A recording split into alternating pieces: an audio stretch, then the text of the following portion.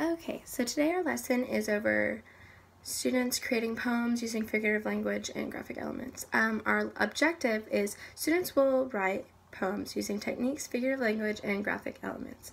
And this is Teak that is found in the 6th grade, and it is write poems using poetic techniques.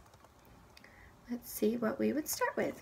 For our focus, I would get them moving, and I would see what they know about personification or the graphic elements. As a class, we'd review over the anchor chart that I would pre-made, and it just gives like the graphic elements and personification of a simile, metaphor, and different elements that they could see inside a poem and that are common inside a poem. I talk about what is a poem, how would you describe a poem, how can we use figurative language, and then review over the graphic elements. Would classify each one to make sure that they're understanding the differences and the common points between each element. In groups, for the instructional delivery, I would let them work in groups. I think it's very great for them to be able to like have prior knowledge and see what their friends know as well for their prior knowledge.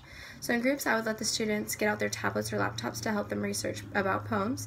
I'd give them a list of websites. I never know if they know exactly where to go, and I want them to stay on task. So I'd give them a list of websites that they would be allowed to visit, and as a group they would decide on one poem as a class to present on a smartboard.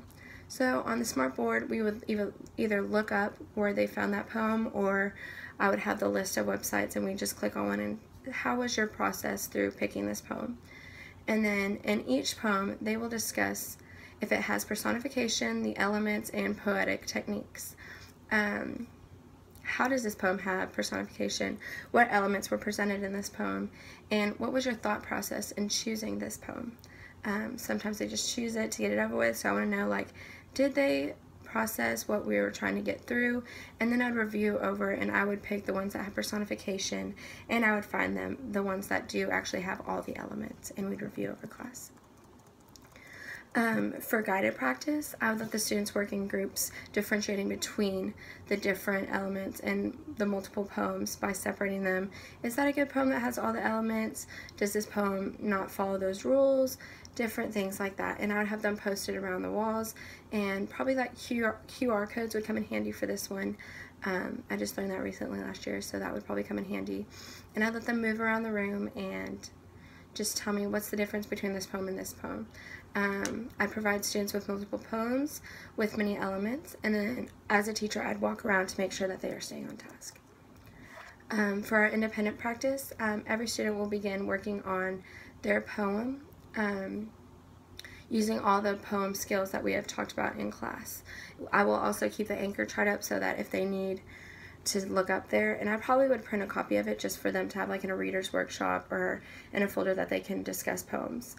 I would also give an example of what an imaginative poem would be and how I would brainstorm to create my poem. Once they finish their rough draft and once they've worked together, work separately, I would let them use a website called Padlet, and Padlet you can just post your response, and it just gives me feedback on who has posted and who has not posted. It's kind of like a big corkboard, and they post on it. The students will have about 2 days to complete this assignment. It's an in-class assignment. I won't make them take it home. And in those 2 days, they would be brainstorming and coming up with a wonderful poem.